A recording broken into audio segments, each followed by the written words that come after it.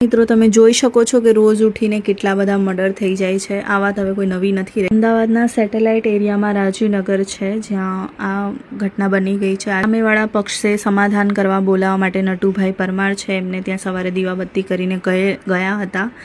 Jivraj bridge પાસે જેમને પાછળથી હુમલો કર્યો 4-5 લોકો અને એમને લાકડી વડે ત્યાં ને ત્યાં એમનો જીવ ગુમાવ્યો છે। खूब होबाळो मची रह्यो छे। तमे जोई शको छो आजूबाजूमां केटली एरियानी जे लेडीसो छे एमने घरमां तोड़फोड़ करी छे। जोई शको छो अत्यारे रातना 12:15 थाय छे। अहींया रिक्शा ने बधुं सळगाव्युं छे। खूब लोको अहींया जमा थई गया छे। सवाરના પોલીસની ગાડીઓ આટલી બધી ઊભી છે। અત્યારે જોઈ શકો છો અત્યારે ઓલમોસ્ટ બહુ બધા પબ્લિક અહીંયા ઊભા છે। હલી નથી, બધા એમની ફરજ નિભાવી રહ્યા છે। તમે જોઈ શકો છો ઓલમોસ્ટ બહુ બધી પબ્લિક છે રસ્તામાં। પોલીસની બંદોબસ્ત છે કે જેથી કોઈ બીજી કોઈ ઘટના ના થઈ શકે કે કોઈ હુમલો ના કરી શકે કોઈ પબ્લિક।